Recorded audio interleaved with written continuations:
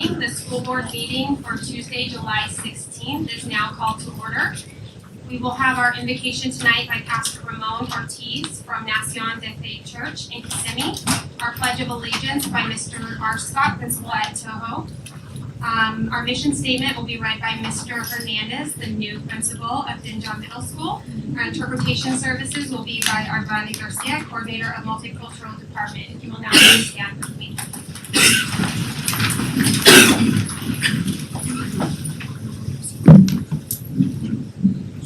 Good evening, everybody. God bless you. Let's start the prayer for today, for peace and grace for everybody here. Heavenly Father, we come before you today with heart full of gratitude and faith, seeking your blessing upon Osceola County. In the name of Jesus the Messiah, we lift up this community to you, asking to your presence to fill every home, street, school, and business. May your light shine brightly in every corner, dispelling darkness and bringing hope to all who reside here. Lord, we pray for peace to reign in the school district of Osceola County. Let there be harmony among neighbors, understanding among diverse cultures, and unity in our purpose. May your love be the foundation upon which we build our community, fostering relationships and reflect your grace and compassion. We ask for your protection over Osceola County. Guard us for harm, shield us for natural disaster, and keep us from safe for any threat. Guide our leaders and this board with wisdom and integrity as they make decisions that impact the life of many. May they seek justice, promote the common good, and serve with humility. Father, we also pray for prosperity in Osceola County. Bless our local economy, support our business, and provide opportunities for growth and development. May every family have their needs met with great provision for food, shelter, and education. Help us to be good administrator of the resources you given to us, using they uplift and one another to advance in your kingdom. Lastly, we pray for a spiritual revival in Osceola County. Stir our hearts to seek you more deeply, to grow in our faith, and to share the good news of Jesus the Messiah with all around us. We thank you, Lord, for hearing our prayers. We trust in your goodness and believe that you are working in Osceola County and this school district. In the powerful name of Jesus the Messiah, we pray. Amen. Amen. Thank you all.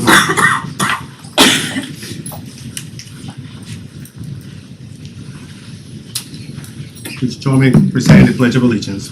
I pledge allegiance to the flag of the United States of America and to the republic for which it stands, one nation, under God, indivisible, with liberty and justice for all.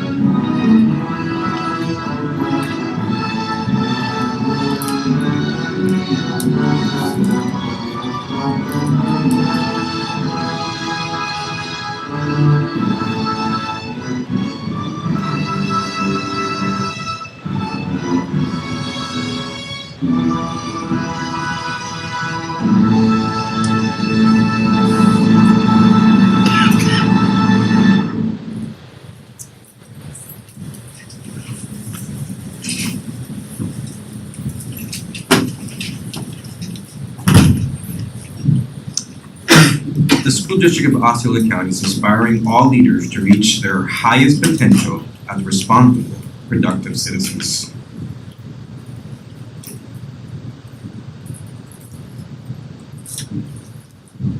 Good afternoon. afternoon. My name is Bonnie Garcia and I am here to provide interpretation services. Buenas tardes, mi nombre es Bonnie Garcia y estoy aquí para proveer servicios de interpretación. At this time, we will have positive comment by our board members and our superintendent, Dr. Shannon Foster. Thank you, Madam Chair. First and foremost, I want to thank Dr. Clayton, the professional learning team, for an outstanding Administrators Institute last week. It was incredible. It was great to see all of our managers on day one, and then over the course of the week, our school-based personnel really dive into the critical work that's ahead of us in the upcoming year. And so that was, it was very inspiring just to be in and around all of our administrators that are so dedicated to our students and the communities. And so I'm grateful for them. Also because this is our last meeting before the Olympics begin. I want to take a moment and just wish one of my former students well. Omari Jones will be representing Team USA, Edgewater grad 2021. He's a boxer, welterweight. He won the silver in the World Championships last time he competed, so he's going for gold as part of Team USA. So very proud of Omari. He was a fantastic student, wonderful, wonderful kid, and I know he'll represent our country very well in Paris. So that's all for me. Awesome. Mr. Rollins? Thank you, Madam Chair. The Admin Institute, was that your first one, Dr. Shannon? Or was that your second one? It was my first one. That was your first one. It was our first admin institute. Yes, it was amazing, and Dr. Shannon, for you to give your message to everyone at the same time, that these are the expectations. Because I think that a lot of times when we come into a new position, you're trying to get the lay of the land first and kind of, you don't want to come to too many conclusions. You're just kind of fact finding. So this was almost, the timing was perfect. So you've actually been operating in schools for a year, and then when I went there the first day and I saw the slideshow, I saw the presentations, and I saw the communication of expectation. And I think that was excellent because everybody needs to know that, you have a vision for the school district that the board can agree to, and that we're going to give you a new strategic plan on how to accomplish that. And so I just really appreciate how everyone can kind of rally together around the theme. And so I think part of that was that communication, that everyone know who, professional development. Because a lot of times we think of professional development as always based on a teacher, but our admin, including the school board, we always need to improve too. Nobody's perfect. And so I really appreciate that. In addition, there was the second annual Small Business and Veteran Programs Vendor Fair as well.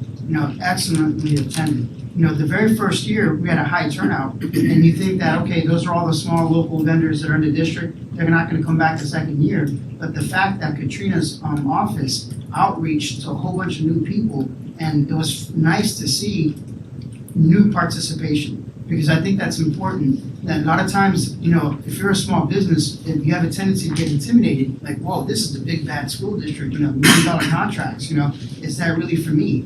And I like the fact that the district is welcoming and letting them know that, yes, the school district does have a place for you. If you're a good business and you're licensed and you have all your ducks in a row, that we do want to work with you and we want to support local, because money that's made local can stay local and help us grow as a district as well. So I just really want to appreciate staff for all the hard work they've done. I want to thank the vendors that are constantly there. I think that's very important because some of our vendors, they compete with one another. And the fact that they're there anyway, with their competition in the room, and they're just like, what, I do believe in our students getting the best education possible. And so we're going to put our competition aside and support the school's mission. So with that, I just want to say thank you again for Katrina and her staff and everyone else for making it happen. Thank you. Mr.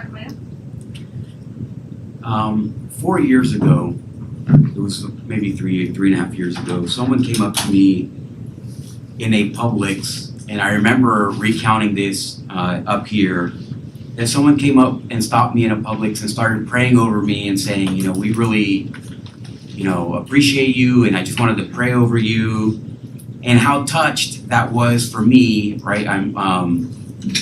The last time people probably prayed over me like that was when I was a student making teachers miserable. So to now have somebody come and pray over me hoping that things go well was very odd. And it's one of the things that odd, but clearly a blessing. And this, obviously, just very recently, we saw something incredible happen that we haven't seen in decades. And that was an attempted assassination on a former president.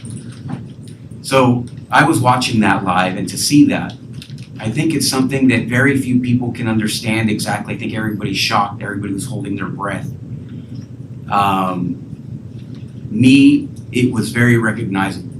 As someone who has had people to their left and right sacrifice blood for their country, it was beyond meaningful to me. It was, it made me feel, and it made me smell, it made me see, it made me hear things that I haven't seen since, 2006, 2008 timeframe. And so I want to thank the person who came to me recently and said, hey, John, I want to pray for you. They called me and they said, I want to pray for you. I've been thinking about you. I can't believe what we just witnessed. And Europe was made to be the bad guy here in Osceola County. And I just want to pray. Can I pray over you and, pray for your safety and, for people who they go against the grain and they go against the people and they go against all these, the power and all this stuff. And, I just want to pray for you because I was thinking about you. I saw that and the first person I thought was you, which isn't necessarily a great thing to hear. And I want to thank them. And most importantly, I want to thank Trump because this is non-political.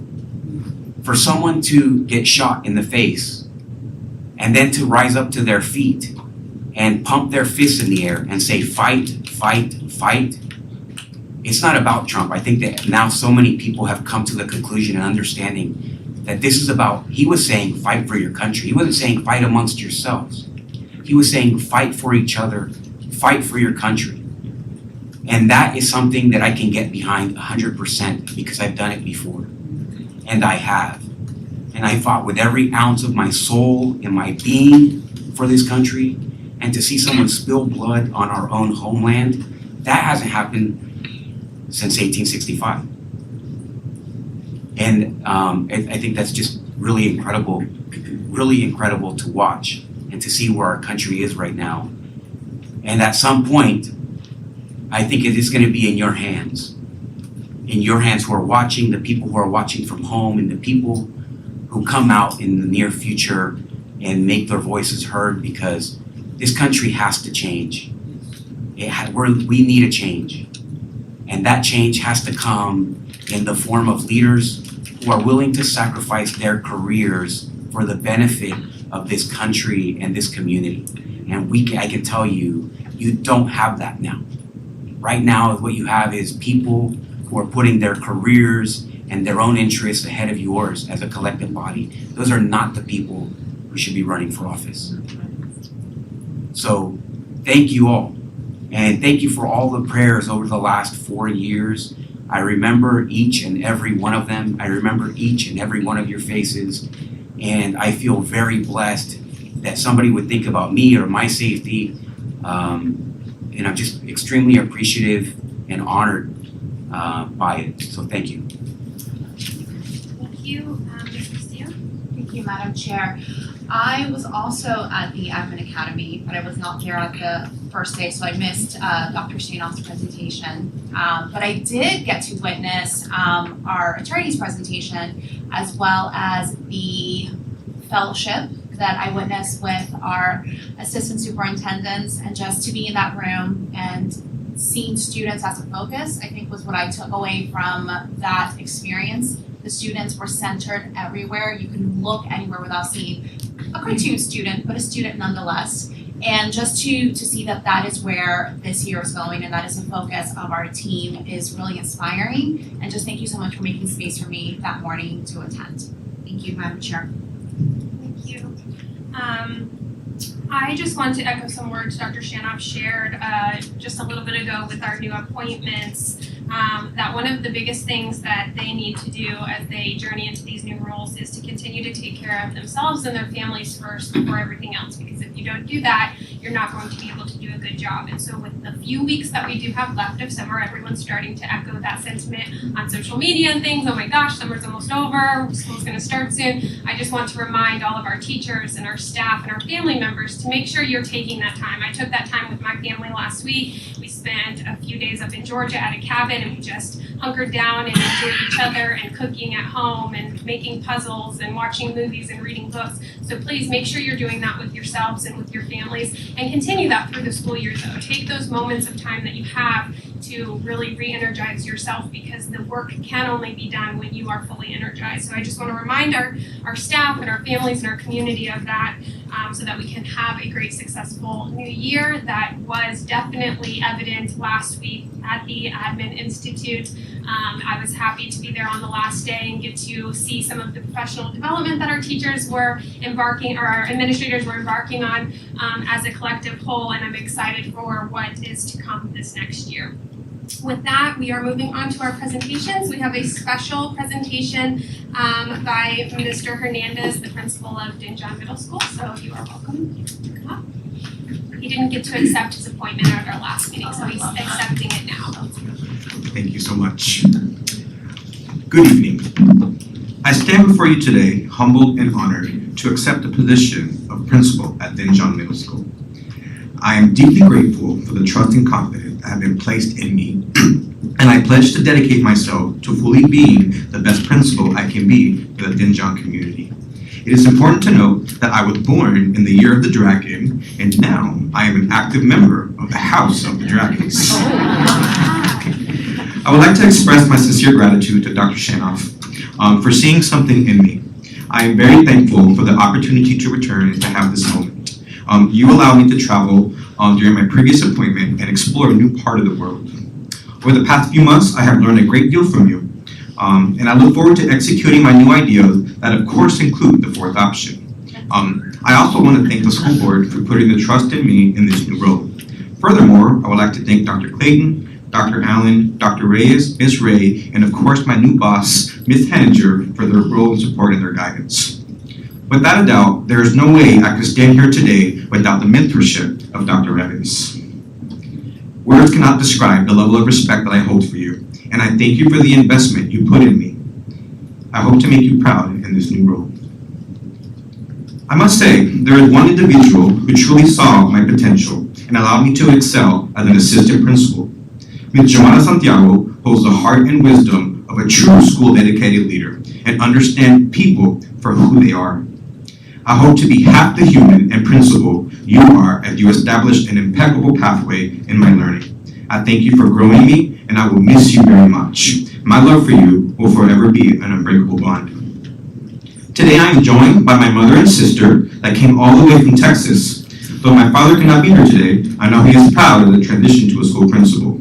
As a first-generation college graduate, my family taught me the Mexican values of hard work and commitment.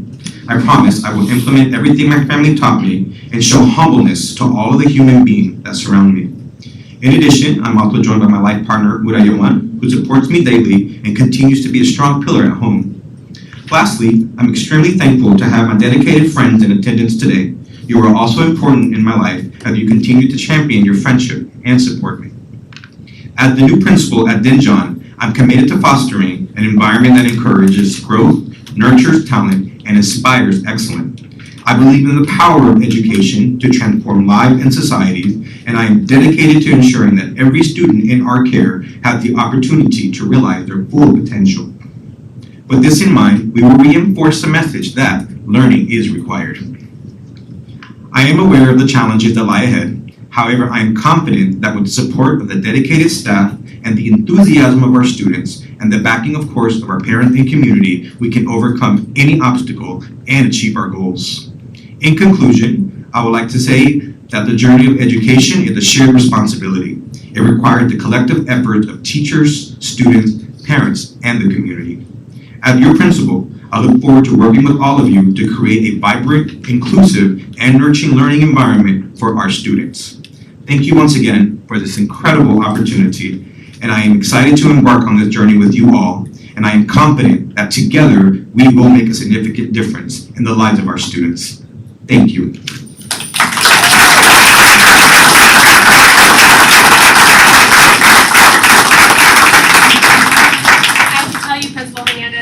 I think I was born in the year of the rat, but I am a dragon.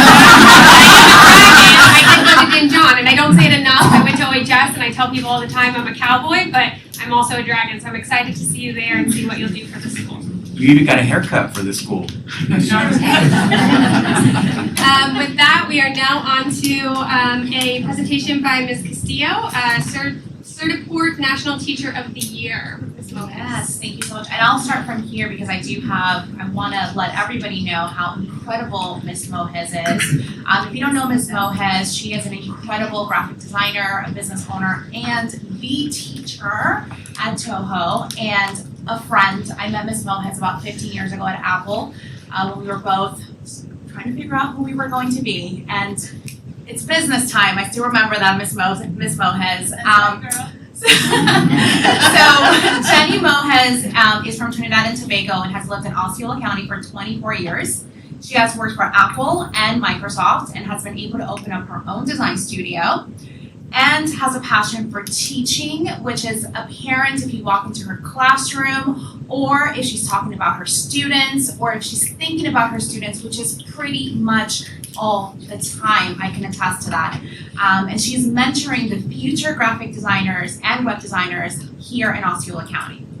In 2018, she introduced Valencia's College Graphic Program here at the Osceola School District and built the program at Toho High School.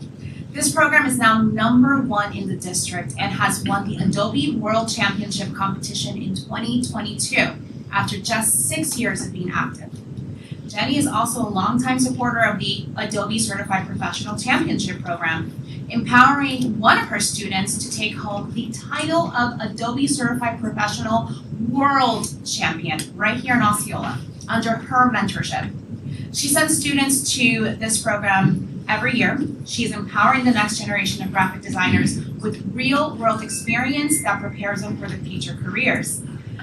Many of her students continue to go to Valencia College specifically to work under her mentorship because she's such a positive influence. In June, Certiport named Ms. Mojes as the Educator of the Year.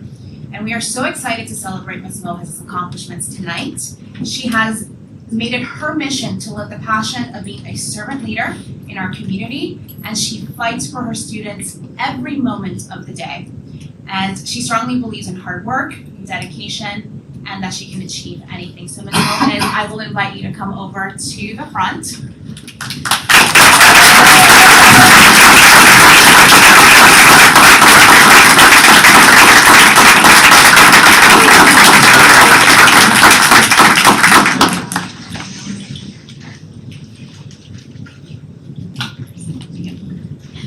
Well done, congratulations. Thank you. So I could open this up. Maybe, yeah. There you go. Thank you so much. You want to say anything? I do have something that The floor is yours. Normally I don't like the spotlight on me or, because I'm always here with my students, right? That's why we're all here. It's always about the students. And I guess my family, I didn't know I was receiving this award, so my family's here tonight, and I dedicated that award to be on a national stage and a global stage and to put Tehupe Galaga on that stage. I had no idea that was gonna happen that night because they were at our school for 2 days recording because they're doing all kinds of really cool things showcasing our CTE programs. Kudos to our CTE team and our district team and everybody here who's involved with everything that we do. But that night my family wasn't there because I didn't know, right? And I dedicated this award to them and to my nephew who passed away last year. And so the last year and a half has been really hard. I'm not gonna lie, but I'm here tonight to tell you, because sometimes there's a lot of negative things that come out of the schools, and our students are resilient. Because I shared what happened, I shared why it happened and how it happened, and they were there for me. 6 years we put into that program. The first 4-year kids, I had lost my brother 3 years ago. I had lost my puppy of 16 years. They were there to pick up the pieces. And they are the reason that I get up every single day and do what we do, which is show up for them and they show up for you. The relationship that we build with our kids are important as much as the relationships that we build with each other, the relationships that we build with the community. Those are the things that matter, and those are the things that make our program strong and make our family at Toho Pekalaga strong. Where's my Toho people, right? And we band together when times are tough. That's what we do as an institution. It's what we do as a district. It's what we should be doing every day. And this is for my family because they have been there, and my sister-in-law she's known me since I was 12. I'm now 51, she's 59. And my two nephews.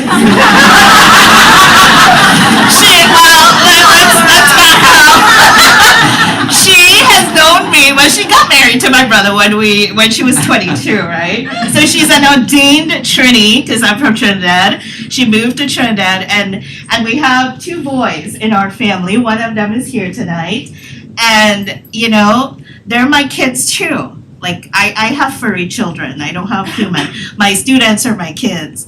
And just, being able to be honored this way for the hard work that we put in every single day is a blessing. And it's just I don't have words, right? So keep doing what you guys do. And she knows the reason that I'm teaching because I hate school. I hated school with a passion, and this is the passion that I bring every day because I didn't have those teachers. I didn't have the things. I'm the underdog. I'm the kid who didn't pass math, right? I'm the kid who was struggling. And now, when you tell the kid who didn't know math, worked for the 2 top technical companies in America, which is Apple. I was there when we launched the iPhone. I'm not trying to preach, but I'm just saying, right? I'm just saying that we have to fight for those kids who don't believe in themselves every single day, right? I was that kid. And when I stand up there and I tell them, I hated school because that teacher didn't believe in me, right? And then they would come and tell me, the teachers that give them hell, right? But we have to instill that back into our teachers, I think, right? That passion. Why are you here? What do you want to do with your life as a teacher, right? And that is what's going to make these kids successful. And at the end of the day, caring about the kids.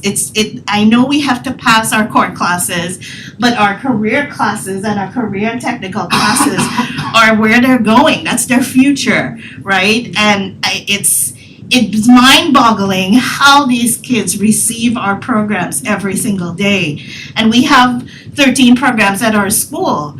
And the teachers, we work hard every day to care about where their future is going. And I hope that we can continue to do that this year. Thank you, guys.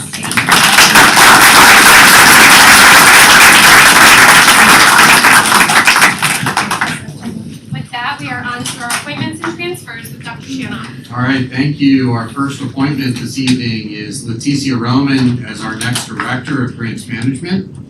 Leticia Roman has held the following positions: Teacher and ESOL Department Leader, Title I Coach at Pearson Elementary School, Assistant Principal at T.D. Taylor Middle and High School, Principal at Pearson Elementary School, Coordinator of Elementary Schools and Director of Federal Programs and Grant Development Services in Volusia County, She received a bachelor's degree in elementary and secondary education and a master's degree in education from SUNY Cortland. Motion approved. Second. I have a motion by Mr. Melendez, a second by Ms. Castillo. All those in favor? Aye. All those opposed? Motion passes. Congratulations.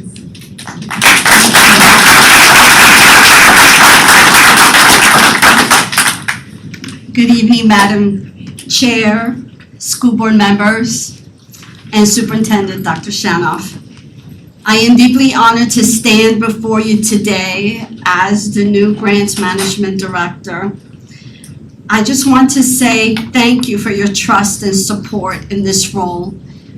I am excited to collaborate with all of you, along with Ms. Sarah Graber and the Grants Management team, to enhance our programs and create new opportunities for our students. I wish to take a moment to thank all of my former colleagues, friends, and amazing mentors that I have had along the way. Thank you for shaping me into who I am today. Your influence has been profound and lasting. I would also like to express my heartfelt gratitude to my family and my church family, both which are here and some connected through media platforms, for their unwavering encouragement and love. Family, your support has been invaluable throughout this journey. Lastly, as it is said, for everything, there is a season, a time for every purpose under heaven. And this being the calendar year of time and opportunity, I am truly humbled and thankful to God for the opportunity to join the amazing team of Osceola School District. Together, I believe we can make a significant impact in our communities and inspire all learners to reach their highest potential as responsible, productive citizens. From the bottom of my heart, thank you.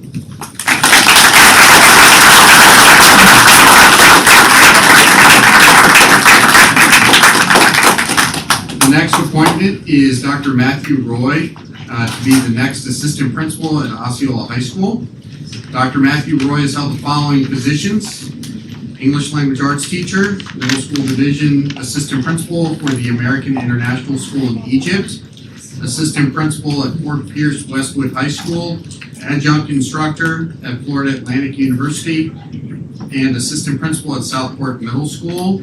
He received a bachelor's degree in English education and a master's degree in educational leadership from Florida Atlantic University. He also received his doctorate in curriculum and instruction from the University of Florida. So moved. I have a motion by Ms. Melendez. I'm sorry. I wrote it down today too to not do that. I'm so sorry. Ms. Castillo, a second by Mr. Melendez. All those in favor? Aye. All those opposed? Motion passes. Congratulations.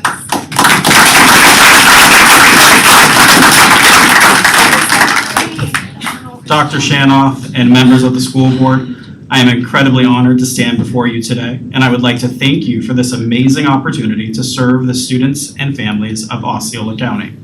I would like to thank God for all of the amazing blessings that He keeps placing in my life.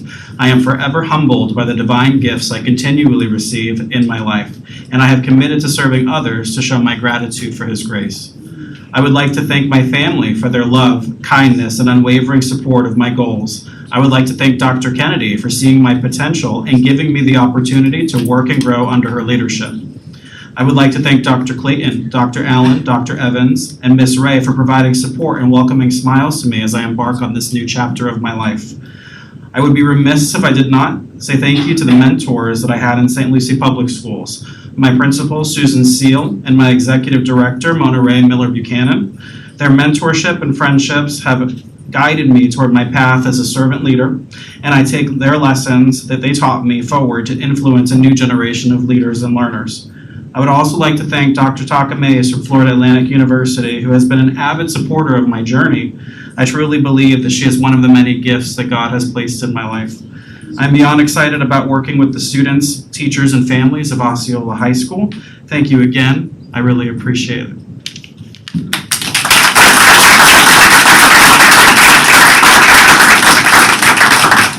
The next appointment is Kristen Staley as the new assistant principal at Narcousie Elementary School.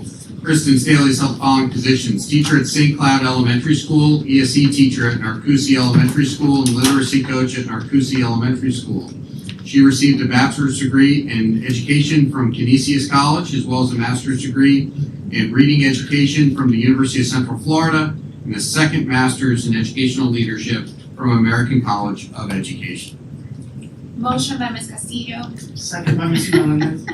I have a motion by Ms. Castillo, a second by Mr. Melendez. All those in favor? Aye. All those opposed? Motion passes. Congratulations.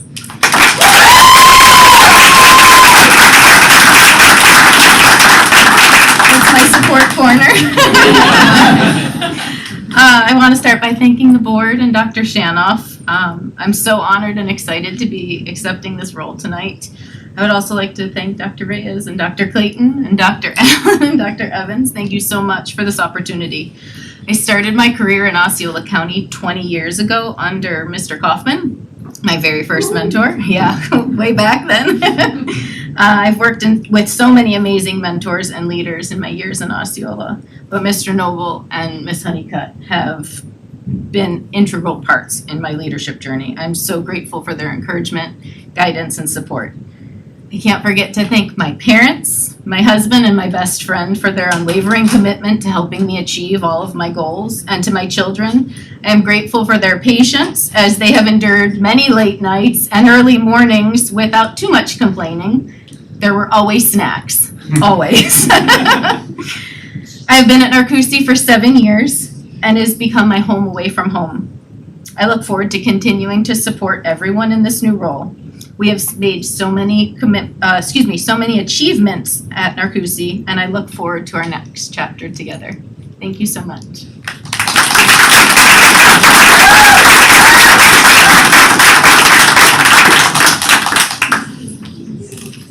Our next appointment isn't present today. They are on vacation, and certainly we didn't want them to miss out on that. So our next appointment is Stephanie Holmes, assistant principal at St. Cloud High School. Stephanie Holmes has held the following positions: teacher at Glades Middle School, teacher at Seven Hills Academy in Tallahassee, teacher at Den John Middle, teacher and literacy coach at St. Cloud High. She received a bachelor's degree in elementary education from Florida State University and a master's degree in educational leadership from American College of Education. So moved. Second. I have a motion by Mr. Melendez, a second by Ms. Castillo. All those in favor? Aye. All those opposed? Motion passes. Congratulations on vacation.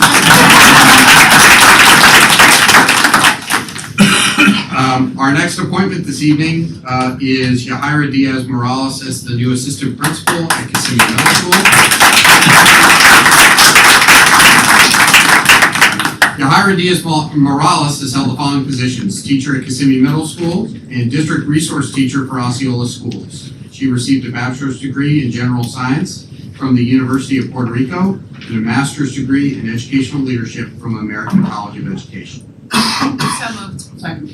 I have a motion by Ms. Castillo, a second by Mr. Melendez. All those in favor? Aye. All those opposed? Motion passes. Congratulations.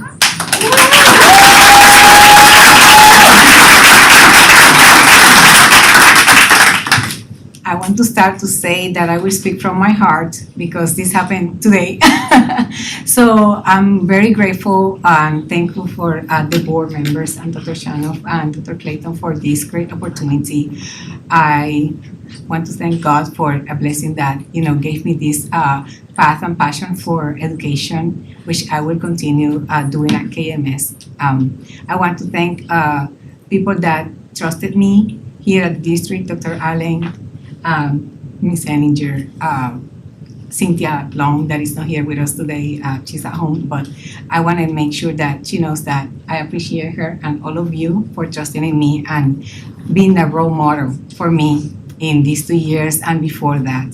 I also want to make sure that I thank my family for being here. they have been always supportive and never complain, never saying no for anything. They will let me go the hours that are needed to be done for what I love to do, that is being here for my students and my teachers. I want to make sure that my middle school team and my science team know that I love them, and we will continue growing forward in this path of education now that I'm going to be assigned at one of the schools.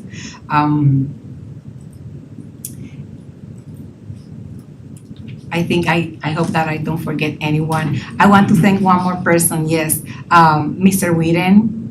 He was the person that basically discovered my leadership, and he sent me to every training that there was, and that's the reason that I become so passionate even more about what I'm doing and what I've been doing these years. And thank you, KMS family, Ms. Machado, for taking me under your wing now and welcoming and making me go back home. Thank you, board, and thank you, everyone. That's all.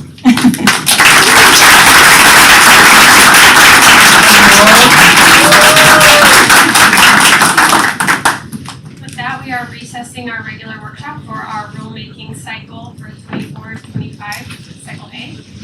At this time, if you were here just for the fun stuff, you are welcome to leave. You do not have to stay unless you would really like to.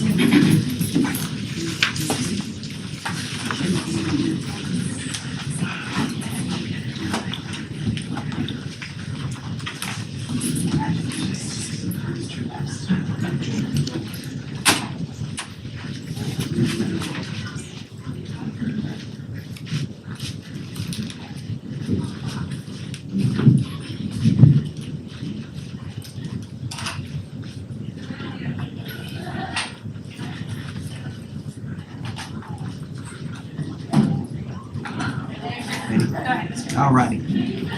Good evening, board members. I'm here with the board workshop list of rules, changes, and a new rule. Rule 4.501, Patriotic Organizations, creates a new policy to address the authorizations of specific patriotic organizations per House Bill 1371 in this year's legislative session.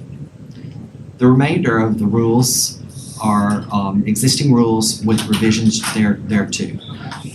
Rule 3.40, Safe and Secure Schools, revises the policy to comply with House Bill 1473, revises paragraph 4A to require Alyssa's alert, which in our school district is the product panic button, integration within local emergency policies and procedures in consultation with the County 911 Authority and Local Emergency Management Office, revises paragraph 4B to require charter school input access to the Florida Safe Schools Assessment Tool, the FASAT, revises paragraph 12C to require that any student identification card issued by a public school to students in grades 6 through 12 must include the telephone numbers for national or statewide crisis and suicide hotlines and text lines.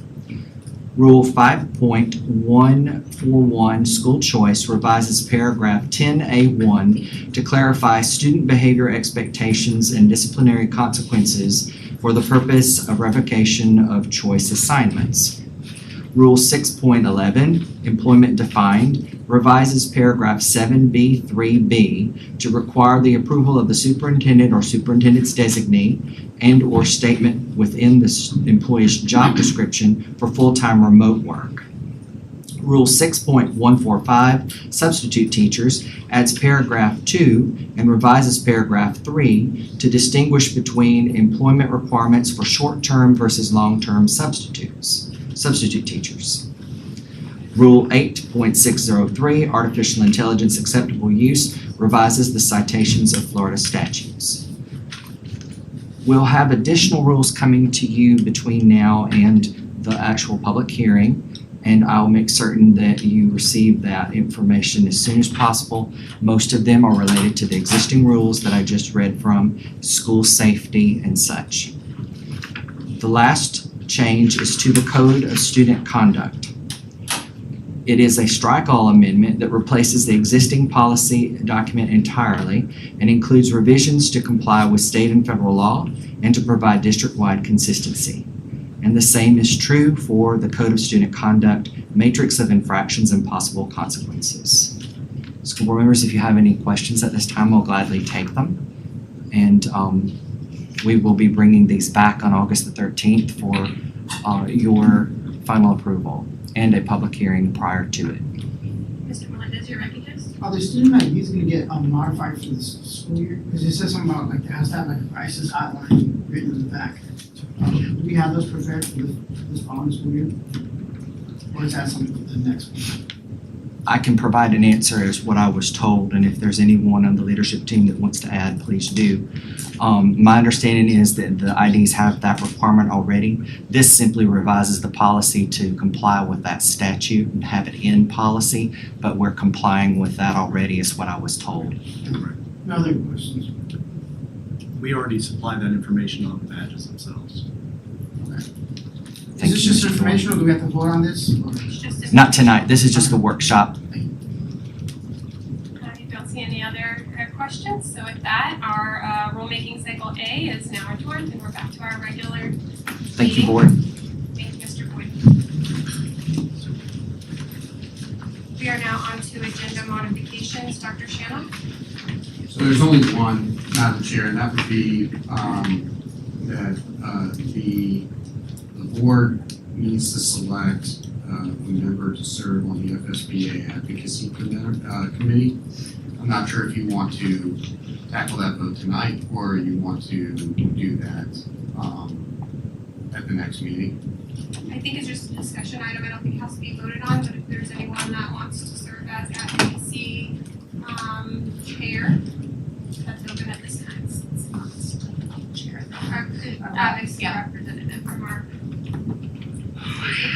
Yeah, you guys already I on can't, other yeah, stuff, I don't right? think I can do it this year. Okay, I'll put Okay, we'll put Mr. Melendez on as our advocacy representative. And as an alternate, who would you like listed? I can do alternate. I was it last year, so. Thank you. That's all, Madam Chair. Thank you. Thank you. Mr. Melendez? 1201 and 1402. 1401. 1402. Thank you. Mr. Arguello? I have comments on 1601. Thank you. Ms. Castillo? Nothing, ma'am. Thank you. So with that, we are making agenda modifications to have discussion on 12.1, 14.02, and 16.01. Motion to approve the agenda as submitted and accept the modifications. I have a motion by Ms. Castillo to approve the agenda modifications and the agenda as submitted. Do I have a second? Second. I have a second by Mr. Melendez. All those in favor? Aye. Aye. All those opposed? Motion passes.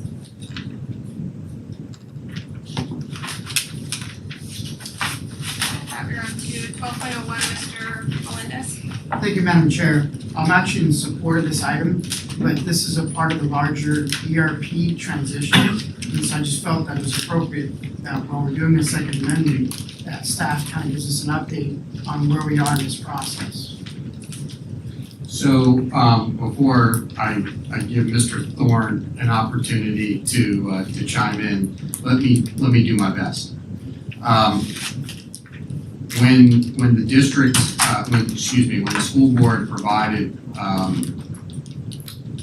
the district to hire business process specialists after adopting Plan Moran as the firm that would help us develop the RFP. Part of what we needed to do was utilize those business process specialists to help us identify the systems that required the process mapping that we would need in order to get ourselves started. in order to accurately push out an RFP, we needed to be transparent with those that would be bidding on specifically the process maps that we were prioritizing. In the process of prioritizing those processes, we've uncovered many processes that require mapping. Some require mapping through the ERP. Those are the ones that specifically you're going to be voting on tonight as additions and additional lanes. The others can be done by process mapping with our existing resources. So at this point, what we've got is we have a team doing a very deep dive into our processes that exist and really working through where our greatest inefficiencies are, where the delta between the inefficiencies and the efficiencies can be met in phase 1 of the ERP implementation. Because we have a lot of antiquated systems, it's necessary for us to look in the totality and be able to see that there are additional systems that we would include certainly within phase 1, and also that would be necessary to disclose in an RFP. So then firms could ensure that their product, when they are responsive to the RFP, that their firms could actually meet the standard that we're looking for. I applaud the fact that we are bringing this all into focus.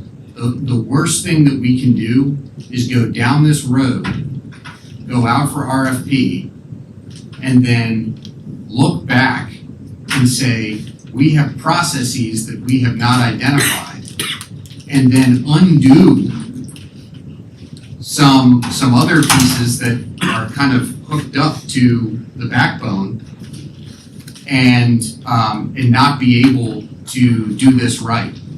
There's so many issues relative to risk mitigation in this process mapping process that it's imperative that for us we bring everything out into the sunshine, and if that means making an amendment to what we're doing with Plant Moran in the name of ensuring that we do this right from the jump, then I'd rather make that investment now than multiply that investment times 5 when we've already identified a provider who's going to implement this, and they're not necessarily, it's outside the scope of the initial RFP.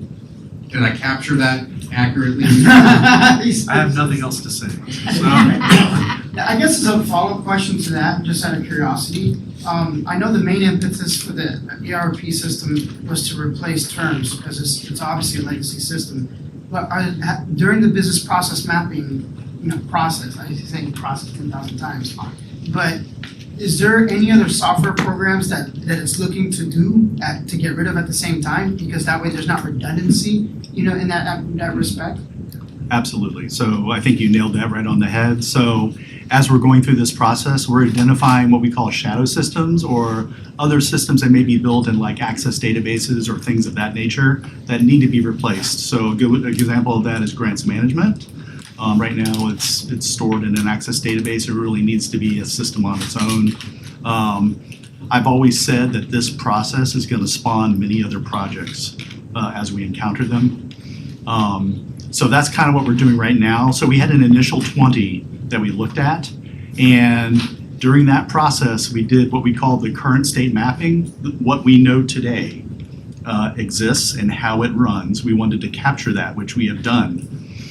In the middle of the process we stopped and we did an RFI where we could do dreaming or visioning by seeing other systems that are out there that are not terms like at all. So we invited, I believe it was 5, to come in and show us what could be, so to spark that dreaming. And now we're in the middle of that future state planning, which we really just started. All of this will culminate in us writing an RFP by the end of this calendar year to be released at the beginning of next calendar year. And I spoke to Dr. Shanoff a little bit about it offline, but just to share with anyone, because some of those business process specialists, we hired full-time in-house at the district. That is correct. Once the ERP is online, what do you envision for their positions to do moving forward after that? So we will probably implement what's called a minimum viable product for us to get off of terms. So after that, we will be transitioning full-time into whatever system we pick. We don't know what it's going to be. But those business process specialists will exist in their own areas, reporting to those. Right now, they report to the chiefs of those areas. And they will implement other items that come online as we implement the system fully.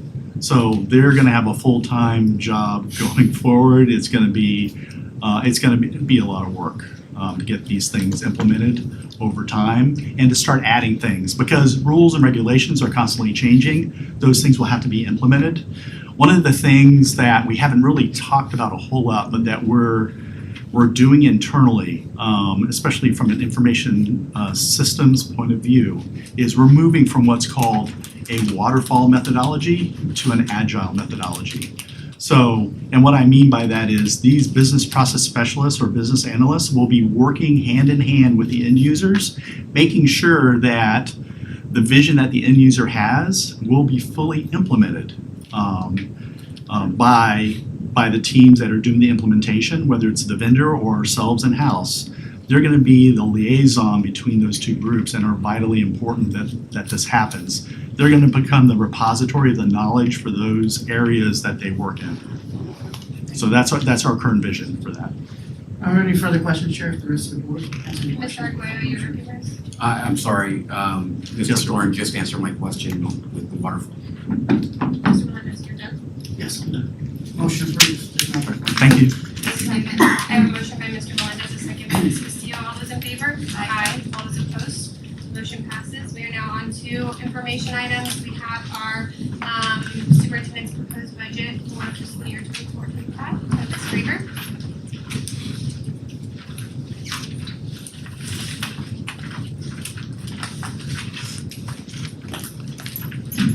Good evening. Tonight we're presenting the 2024-25 proposed tentative budget. This presentation is for informational purposes only at this time. You will not be taking action to approve the budget tonight. The budget being presented this evening is based on the conference report or the first FEFP calculation, which was released on March 5th. The Department of Education should release the second FEFP calculation later this week, which will then replace the estimated tax roll with the actual certified tax roll. Based on that, we'll then make the necessary changes and present a tentative budget for your approval at the July 30th public hearing. At this time, I'll briefly walk you through the budget document and provide a summary of the information. The first page of the document is a letter from the superintendent outlining the budget strategy and alignment with the district's strategic plan. As we work through the budget process, we're continuously ensuring that funds are allocated in a way to best accomplish the goals as set out by the school board. The next page provides a district overview, including the county population, projected FTE, and number of district employees. The pie charts in the middle of the page reflect funding from federal, state, and local sources and the breakdown of schools by type. The graph at the bottom of the page summarizes the proposed operating budget by major category. Next is a table of contents to guide the readers through the document, and that brings us to the introduction section. On page I-2, we have a budget timeline. The highlighted sections are the board meetings related to the budget process as required by the Truth in Millage Act, or TRIM. Tonight, we're presenting a proposed tentative budget. The public hearing to adopt the tentative budget and millage rates will be held on July 30th. Then the public hearing to adopt the final budget and millage will be held on September 10th. Following the timeline are standard budget conventions. The section provides definitions and additional details regarding the development of the budget. The graph on page I-6 provides a historical overview of the district's FTE over the last 10 years. The total projection for the 24-25 school year is 81,060 unweighted full-time equivalent students, which represents an increase of 4.5% over the prior year. The next 2 pages provide FTE projections by school, including charter schools and family empowerment scholarship students. The property appraiser's office certified the tax roll on June 28th. Line 4 of the certification reflects the gross taxable value of $58.9 billion. The certified amount is $1 billion more than DOE's initial estimate in the conference report. The proposed millage rate may be adjusted when the certified tax roll is incorporated into the second FEFP calc. The graph on page I-11 provides historical data relative to the property tax millage rates and levies over the last 10 years. You can see how the total millage rate has decreased over time while the tax roll continues to increase. The next page compares the fourth FEFP calculation for the 2024 year to the 2025 conference report. The base student allocation of $5,331 is on line 15. This is an increase of $191.25 per student over the prior year. At the bottom of the page on line 53, there is an increase in total funding of $45.2 million, and below that you'll see that this equates to a $199 increase per student, or an increase of 2.39%. Page I-13 shows the change in total FEFP funding and funding per student since the 2017-18 school year.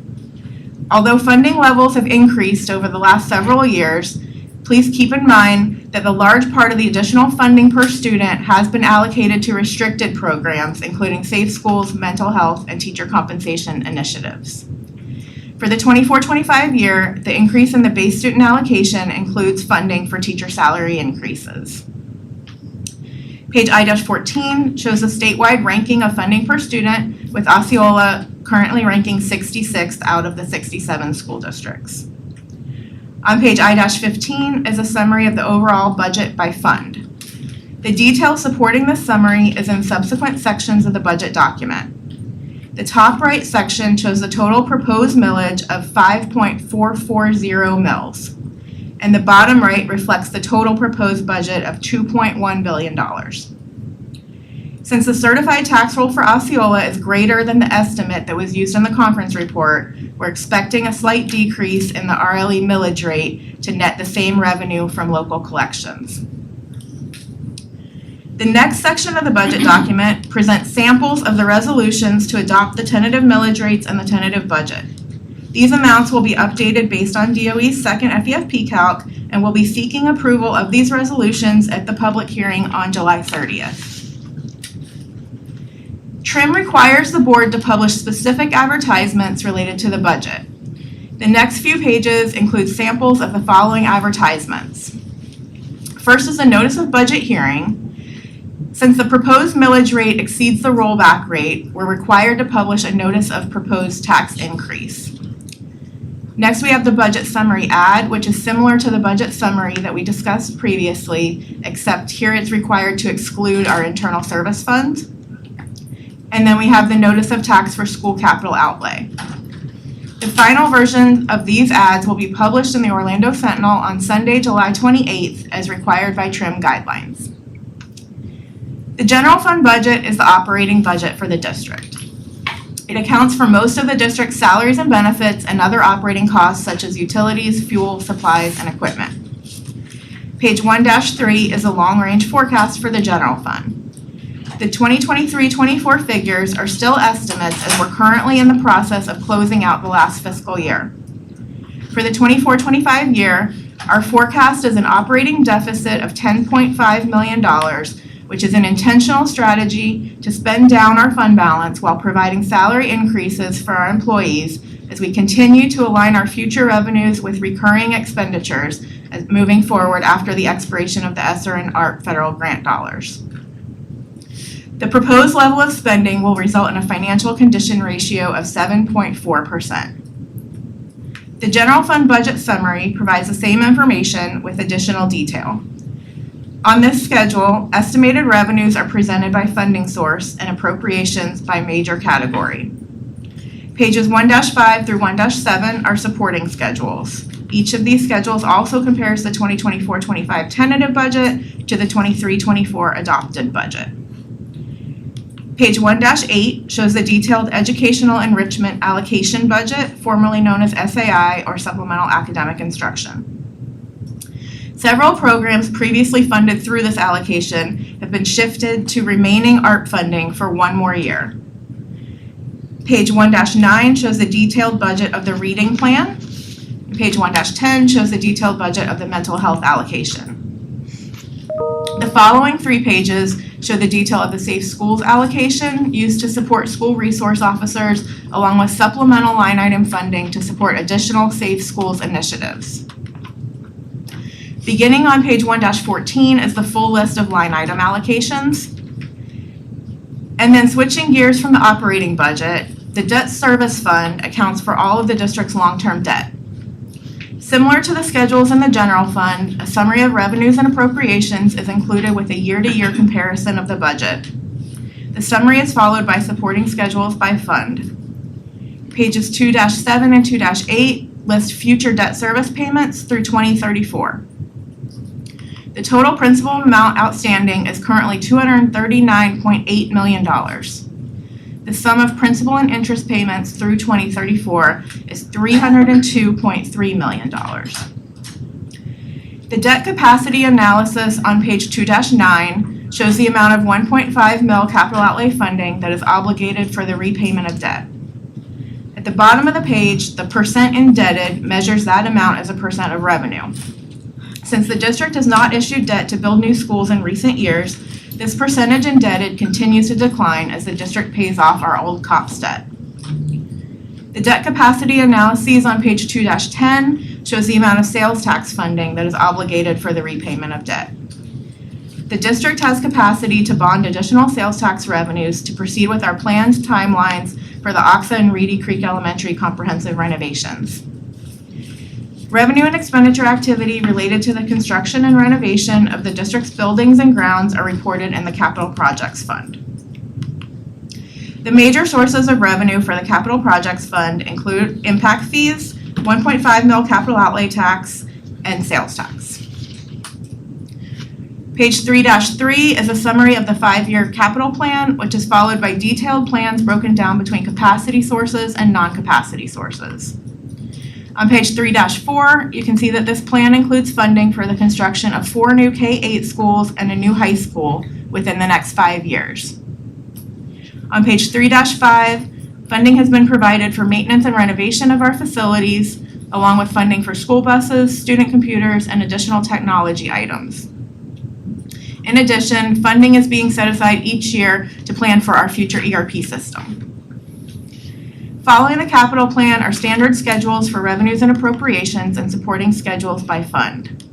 Then the remainder of the capital projects section details the appropriations for safety and security, technology, cyclical capital, and deferred maintenance projects, including carryover balances. Next, we have the Special Revenue Fund, which is used to record the activity of the food service program and federal grants. The food service budget can be found on pages 4-5 and 4-6. This budget reflects a continuation of a spend down plan in this area as the fund balance continues to exceed the average of 3 months' expenditures. The following pages detail all other federal grants. ESSER and ART funding are included on pages 4-13 and 4-14. Remaining funds are appropriated with plans to spend down by the September 30th, 2024 deadline. The final section of the document is the Internal Service Fund budget. This fund accounts for the district's self-insured group health and life insurance and casualty insurance programs. The board contributions for employee coverage and deductions for dependent coverage are recorded in the self-insurance fund. Again, standard schedules summarizing estimated revenues and appropriations are followed by supporting schedules. Pages 5-5 and 5-6 show the costs associated with the Health Insurance Trust Fund. This budget ensures the fund maintains the required minimum balance of at least 2 months of claims expense. The final 2 pages of the document show the activity related to the Casualty Loss Fund, which includes our property casualty and workers' compensation insurance programs. Controlling these expenses will continue to be an area of intentional focus in the upcoming year.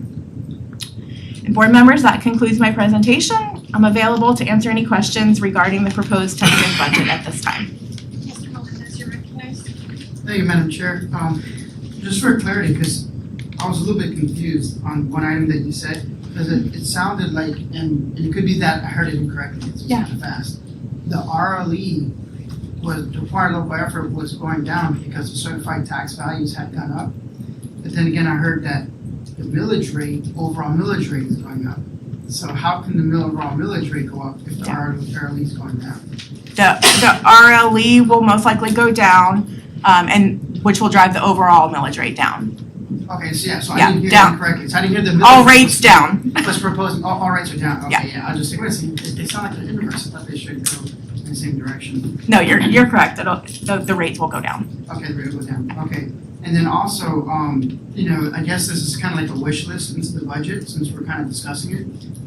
During the construction of Neo City, they used like the Osceola County owned like a small little triangle parcel of land. And we were using it as, the construction company was using it as a way to kind of put their stuff together and go with it. Now, I feel uncomfortable with somebody else building something so close to our school, when in reality, in the future, we may use that to build some kind of classroom space or another lab or a special lab or something like that. So I would like to see, if there is money in the budget, for us to potentially look at buying that little piece of land that is right next to Neo City. So for the other board members, when you visit the school, it was the one that's off to the left. It's like a little triangle. There's the rest of the schools there, but as we're building it, I was told the county owns it. And so right now, there may not be something to do with it right away, but I had spoken to Dr. Shanoff about it, and he's like, it's the board's pleasure, and he's not against it, and he can definitely see us doing something with it.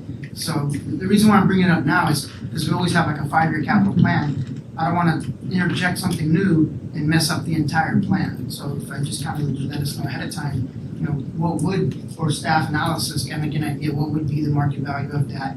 And if that is something that we're willing to put into the budget, that's something that I would like to do it in a transparent manner. Mr. Arguello, you're recognized.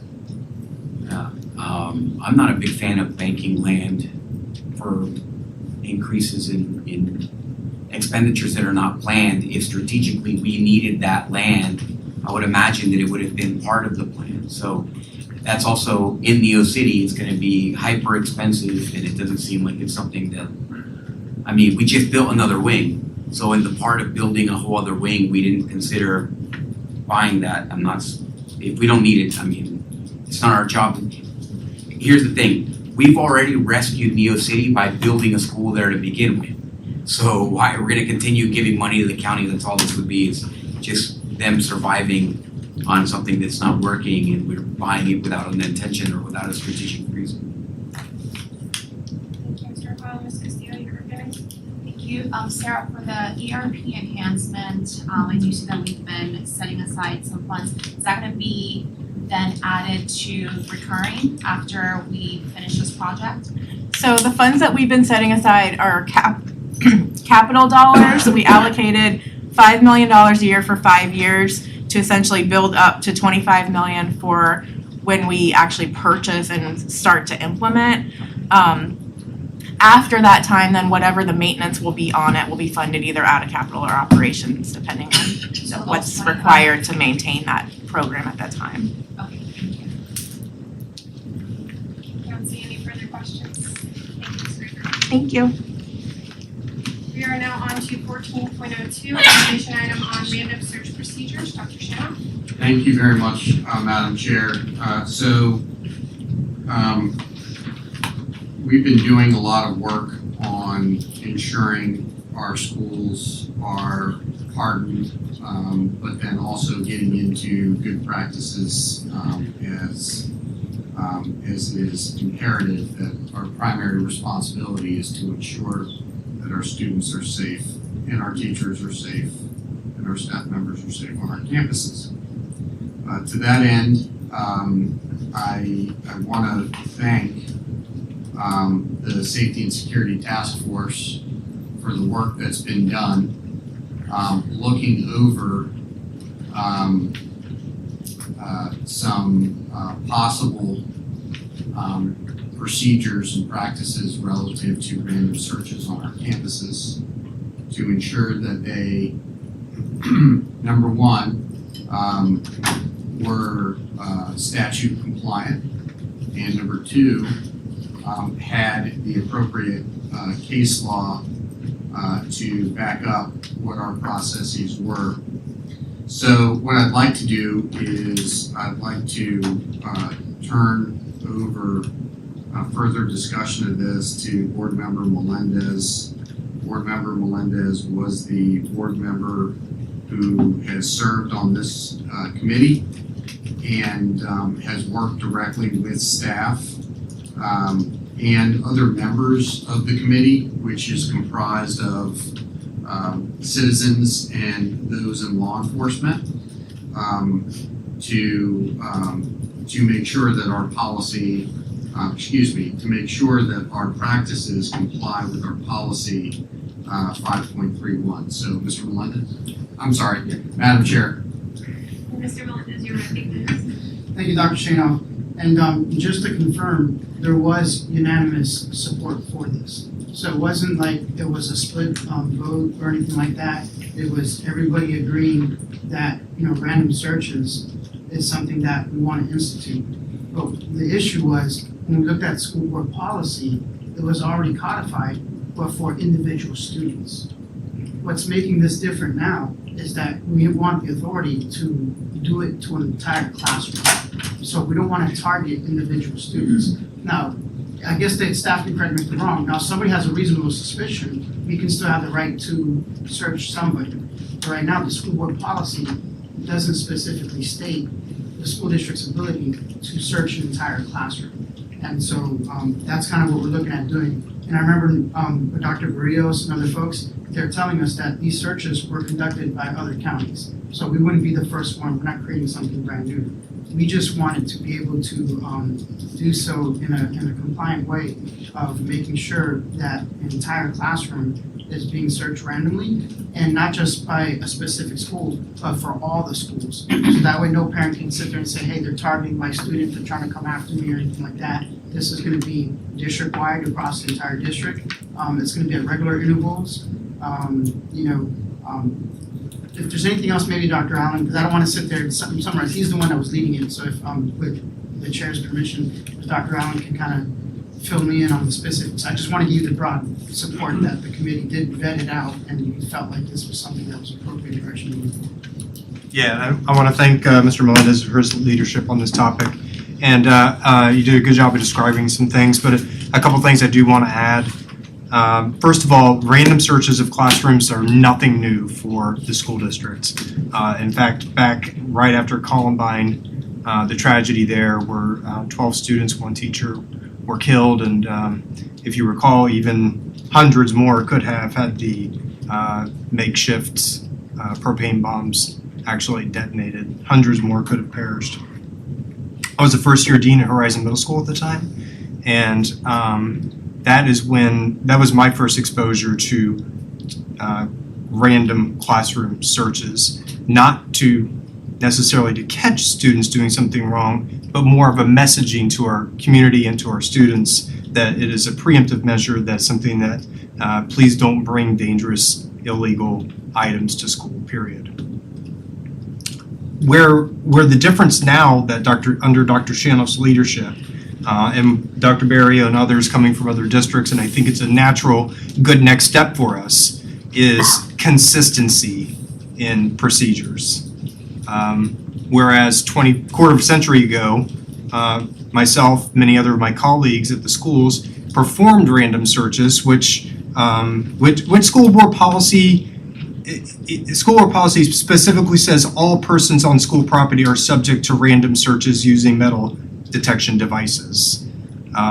So it can be interpreted as classrooms at a time, in my opinion, and the opinions from superintendents prior to Dr. Shanoff.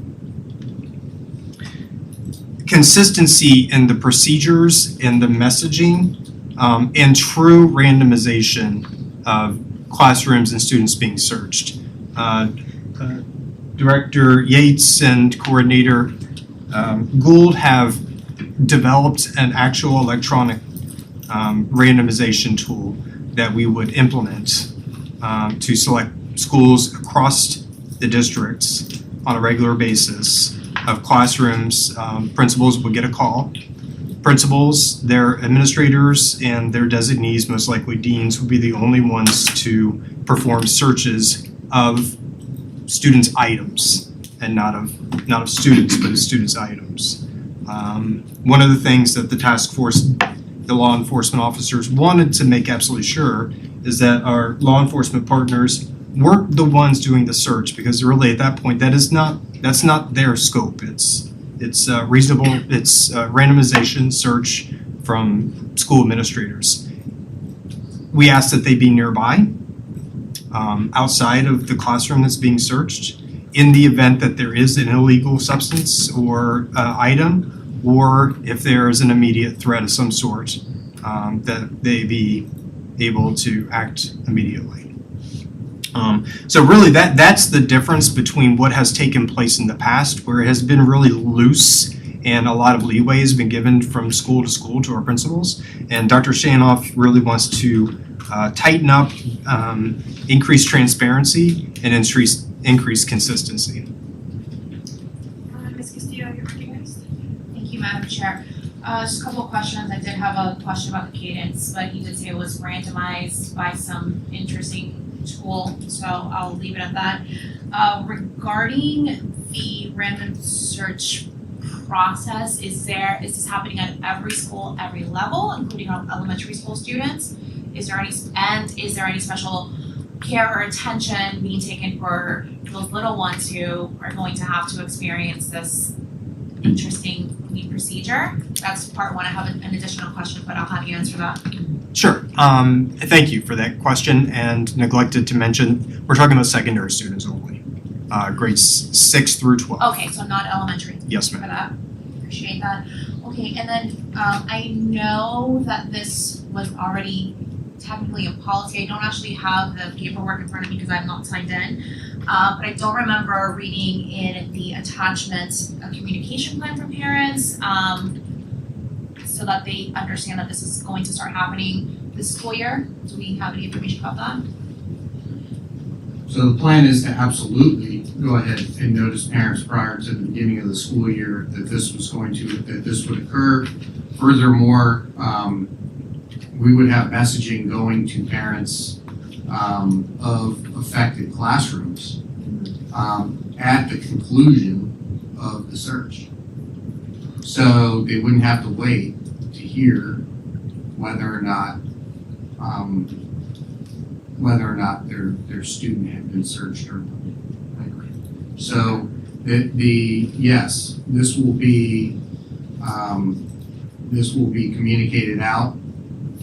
This will be very transparent. The messaging will be consistent across all schools, and the process will be completely consistent across all schools. So there won't be any deviation. We'll make sure that this is airtight, so then a random search at one school is the same as a random search at another school. So this is a major deterrent for our students. It's all of our students have the opportunity to safe harbor. They have an opportunity to safe harbor when they are forthcoming. By the time we get to a random search, safe harbor no longer prevails. So I think that that's an important thing, an important distinction, is that you can't safe harbor once we've already gone ahead and said that you're going to be searched, even if it's random. So that's, again, another important distinction. But we ad nauseum share with our students to not bring anything to school that doesn't comply with our code of conduct. And if students do bring contraband to school, they run the risk of potentially being searched through random process, or if information comes to school administration will go ahead and randomly search, they'll use reasonable suspicion to search that student, which is how it's done right now. So I have implemented this at the school level, so I understand what it's supposed to look like. I also have seen the impacts, and the impacts are overwhelmingly positive.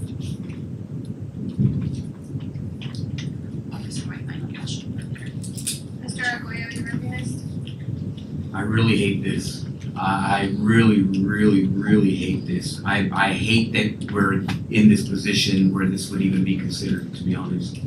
At the same time, I do imagine that this is a very good, effective deterrent to bringing stuff on campus, which has been happening. Castillo hit it on the head with the comp plan. That's the first thing I was wondering is, what is the plan to let parents know that we're gonna start doing this? Because they're already upset over the sports thing and no communication with them there. Now we're gonna start randomly searching classrooms. They would be pissed, and with good reason. So what is that comp plan? The idea that we're gonna do post-search communications to the parents is genius. I think that is a tremendously good idea, because we don't want the kids to get home and say, hey, I just got searched, and then we're gonna get 30 calls from parents wondering why their kid's being overlooked. The search, by the way, let me clarify if it's okay. The search is not a pat down of students. It's backpack. It's backpacks.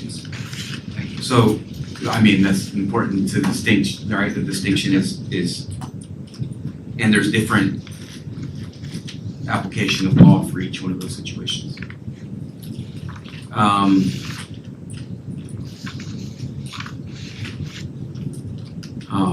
Do we have proof or evidence that this has worked? I know that you have the anecdotal evidence, but have we ever caught anyone with random searches individually? Like, do we have statistics that this is something, there's a reason behind this?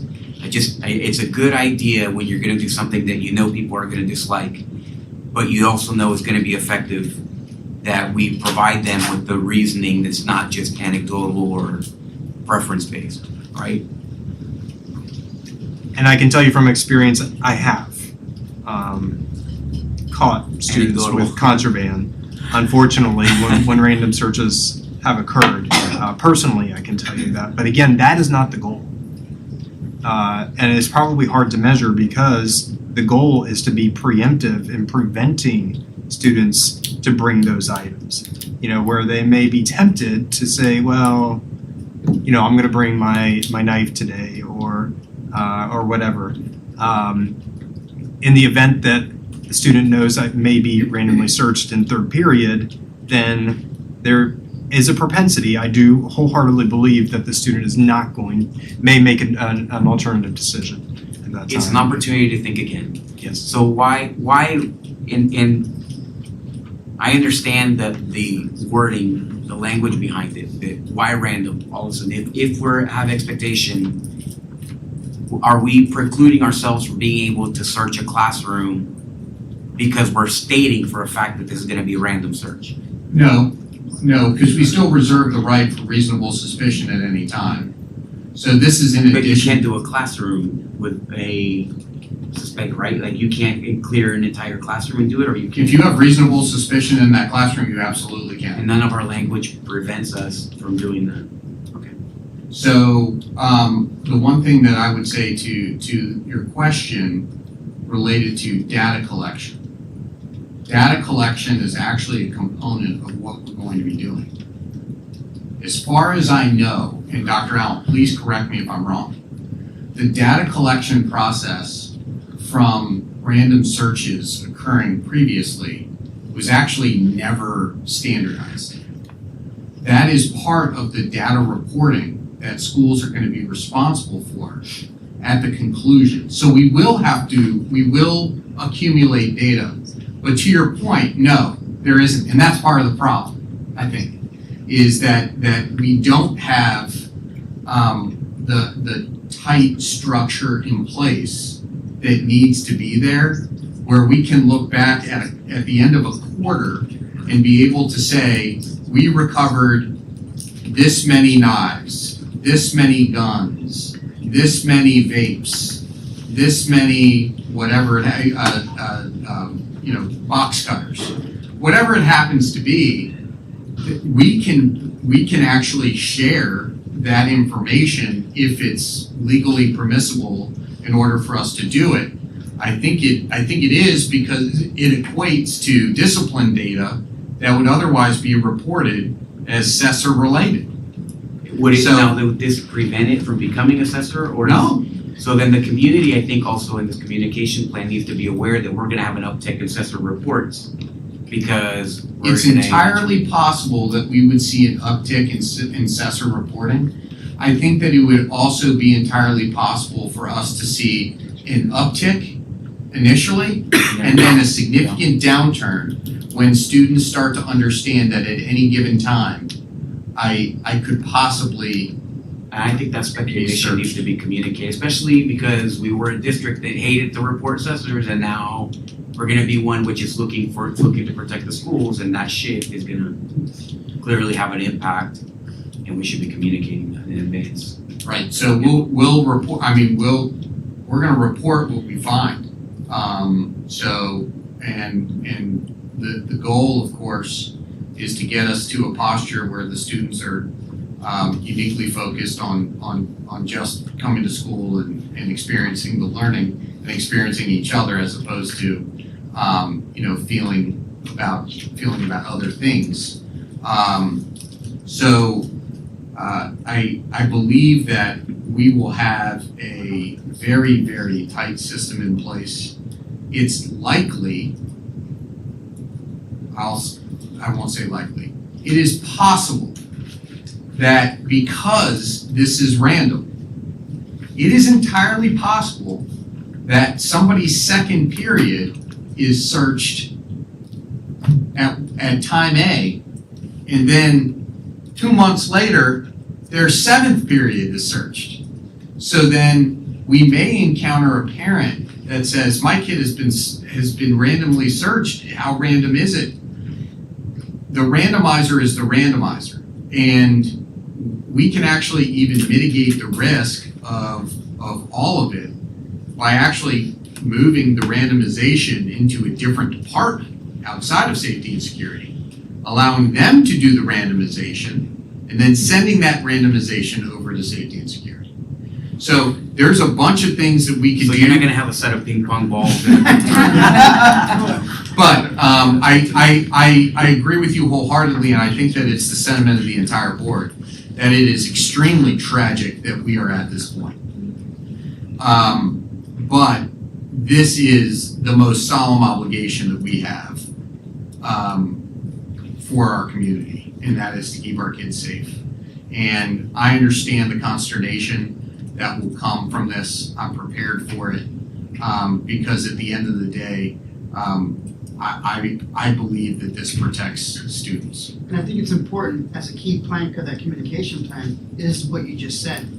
The school itself is not selecting the classrooms. It is gonna be done by a third party, whether it's safety and security or some other department. It's not the principal or anyone within the school themselves making that selection. That's correct. We will be conveying to them which room and which period.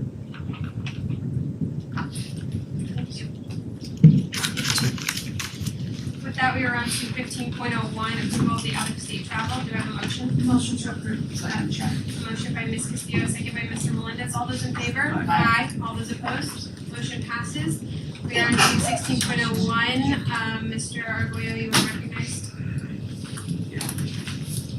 So this is the great place for this. I think that we all received a letter. I'm going to read this letter so that people understand that this is an issue. During the October 10, 23 board meeting, the following job description revision was submitted for approval: administrative assistant to the school board.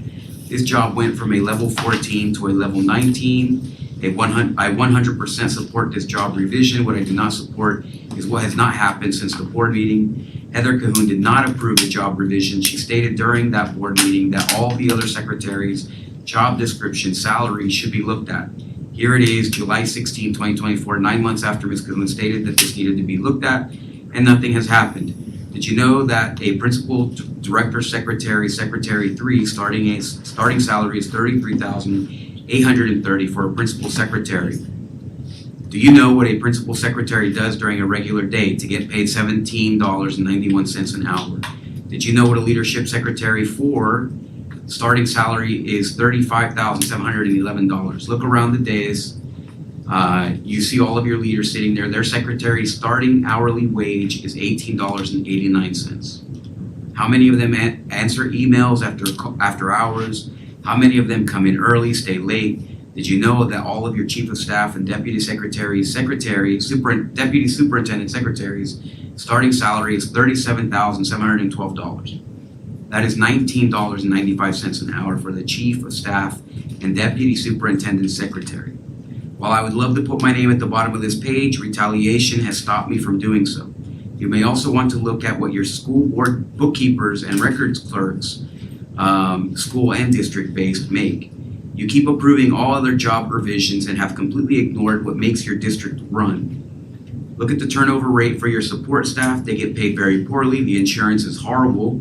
They are not appreciated. They are barely making above minimum wage. Did you know that all the secretaries, including the superintendents, must clock in and out while the exempt staff is allowed 4 hours, yes, 4 hours every day to do whatever they want and do not have to use their own time for it? Exempt staff that go home, go to the theme parks and post pictures while getting paid to be at work. Exempt staff that travel out of state and are getting paid to be at work, while your non-exempt staff must account for every minute of their day. Don't just sit up there and say that you are doing this for staff. Actually do something. The last sentences matter, and then okay, but it is pointing out that says that the chairwoman did say that she was going to do this, and it needs to be done at some point. So it may be a good time to review the pay for our secretaries for this issue. I didn't realize that they were paid so little, actually, but I think that that's a fair point, and I wanted to read that into the record. Motion to approve item 16.01. I have a motion by Ms. Second. Castillo, a second by Mr. Melendez. All those in favor? Aye. All those opposed? Motion passes. Thank you. Motion to approve 17.04. Second. Thank you. I have a motion by Ms. Castillo to approve 17.04, a second by Mr. Melendez. All those in favor? Aye. All those opposed? Motion passes. We're now open for public comment. Ms. Culver, do we have any public comment? With that, we are on to attorney comments. Mr. Callen, who's not here? There it goes. Oh, yeah. Hope he's not building. Mr. Here we Callen, did you hear us calling your name?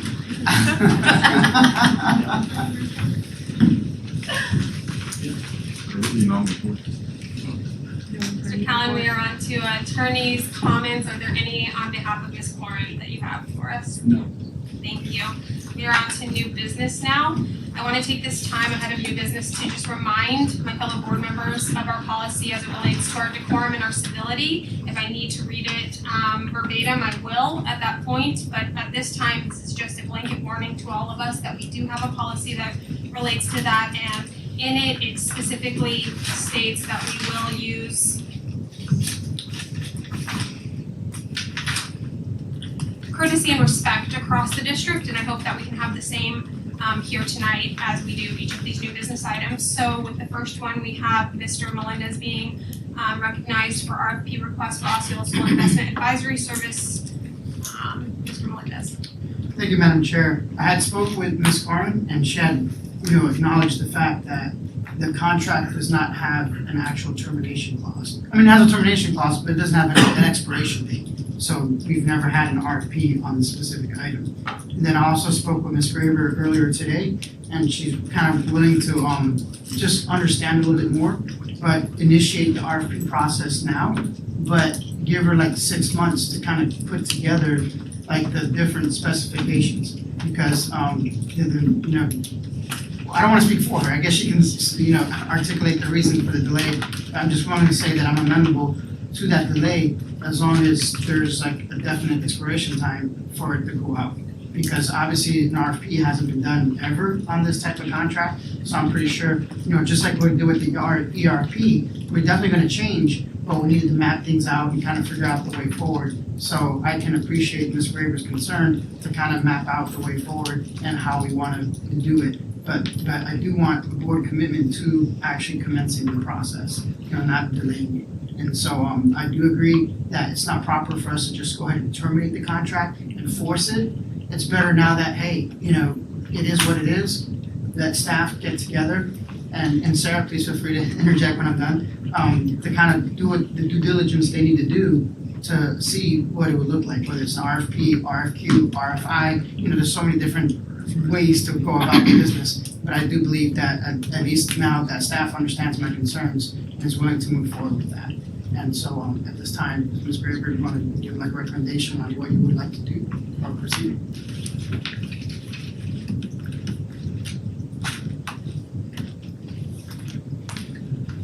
Yeah, thank you, Mr. Melendez. So obviously I've heard the concerns, totally understand this is an ongoing perpetual contract term, so it does absolutely make sense to look at the entire structure of our program and what we're doing.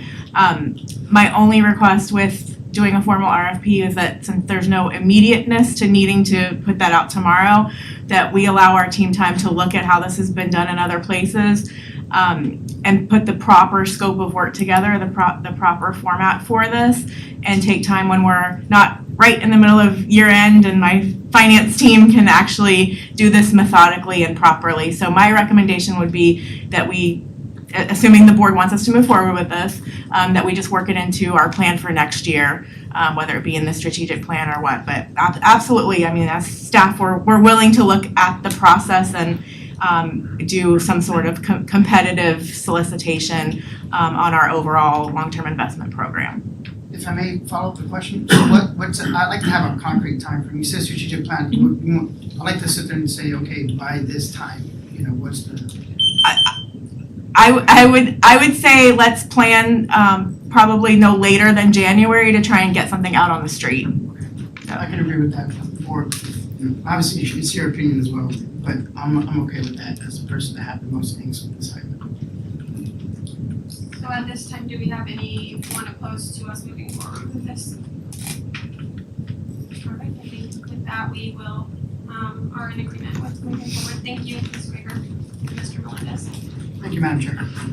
With that, we are on to 20.02. Board Member Arroyo recognized for changes to the superintendent evaluation. Yeah, I do want to address the policy that you just mentioned, though. It would be great if the chairwoman actually kept that policy intact for all school board members, not just the ones with whom she disagrees. Sorry? I said noted, I do, thank you. So this is in regards to the superintendent's evaluation, the framework. So our teachers, I don't know if you're familiar with, for the people who are not teachers, with their evaluation tools, but it certainly does not contain a choice between A+, A minus, and C+. If the teachers had evaluations like that, then they would all be far less stressed during the day. So our current superintendent, and let me preface by saying this, I have not only deep personal affection for the superintendent, I think he is a good man, I have respect for him, I think he's doing a great job since he's been here. It has nothing to do with his actual performance. His performance, I think, is good. This evaluation tool, I think, is horrendous. And it's because it basically, you have a choice. Commendable, that's an A+, I guess. Meets expectation, that's an A, right? Reasonable progress. I mean, they might, what is that, a B, whatever you would consider it, and then needs improvement. So there's only one grade that actually would require someone to reflect on what they're doing and do better, right? right? So our kids aren't graded like that either. You don't give a kid say, hey, you get 3 great grades and 1 okay grade. You have an A, B, C, D, and F, right? That tells you exactly where you're at. So why would it be different for our superintendent? I don't agree with that. Now, I also resent the idea that they would not include this evaluations and the tabulations. He didn't get a bad one. I just did it honestly. And I think if you read through, I'm gonna post my evaluations on the web, but if you just review all of them, then you'll see they're very unfair. It's basically everybody gets an A+. If you're on the dais, you get an A+ for everything. And I don't think that that's fair. I think that the higher you go in the job, the harder your evaluations should become. It shouldn't be like you're a first-year teacher and it should be overwhelming for you to be evaluated. And then you become a superintendent 30 years later, and no matter what you do, your grade says A+, even if your district sucks. We just had that a couple of years ago before the superintendent got here. We had a superintendent that failed in practically every respect, and yet we had one school board member say that she should be the superintendent for 20 years. I'm not making that number up. She said 20 years. Okay? Well, in 1 year, this man has created a better school district than we have had the entire time I've been here. So that's what happens when you create situations where you're not grading these fairly, and that's what my thing is. So at the next meeting, I'm gonna put something on the agenda, not for new business, but for action to vote on a proposed thing that I will work with the superintendent on and propose it to him first. Mr. Melendez, you're recognized. Thank you, Madam Chair. And I did speak with the superintendent about that when I was doing my evaluation process. I do believe in a 5-scale system, because it's very true. Where the 3 should be, meets expectations. I mean, similar to the way the general counsel has, 5, because I had trouble doing that because I wanted it to be a little bit better, but not excellent. So without belaboring that, I do agree that the grading scale should have 5 options, like you said, A, B, C, D, and F, for lack of a better, example. And then I also spoke about the superintendent about the next evaluation could be similar in language as to this one, but once the board approves a new strategic plan, we should start incorporating those KPIs into it. Like, did they achieve the growth that we wanted in specific areas? But we don't need to jump the gun because the board hasn't approved it yet. And I don't think it's fair to hold them to a standard that we haven't even approved yet. So I do believe next year, the evaluation system should be very similar to the one we have now, just with the grading rubric being 1 through 5, or however, like I said, similar to the language that the general counsel has. And then in 2 years from now, have a new evaluation instrument altogether that incorporates the KPIs that were instituted or codified in the strategic plan. Thank you, Mr. Melendez. Mr. Aguero, you're recognized. Yeah, and I think that's a good idea to tie it to those things. And again, this is not a reflection necessarily of our superintendent. I think the superintendent has done a great job. It's a matter of being honest in terms of the evaluation. Our kids, don't have that option. So our kids can't say, you know what, I've decided, although it seems like that's what our education is going, right? I'm just gonna get an A no matter what. And you can't walk yourself in an A at the end of the year, and you don't have an option between, oh, you know what, I would have loved that when I was a kid, to get an A or a B or a B+, as my only option. And I don't think it's fair. If we can expect that of our teachers, we don't expect that of our kids. We can't really expect it of our superintendent either. Thank you. We are on to 20.03, changes to general counsel evaluation introduced by Mr. Aguado. You're recognized. Okay, so this one I thought was actually incredible. So our this has to be changed. Absolutely, it has to be completely revised. So in the evaluation, the general counsel submitted a self-evaluation. On page 2 is the first box. She got all 5s. From 1 to 5, she got all 5s. Can you imagine walking into a job on your first day and within like 30 days you're giving yourself all A+? Like, that is stating I'm the greatest that ever lived. It's like somebody coming up being the newest member of the Lakers and saying you're the best player when LeBron James was there. It's ridiculous. That has to be changed. I mean, it just shows that there's zero credibility. So it may be fair in the sense that this is a 5-point scoring system, but the fact that you can evaluate yourself, and then I'd also like to add that you must include all 5 school board members or all available school board members or all sitting school board members, better yet, scores to the tabulation. If you don't have a tabulation, then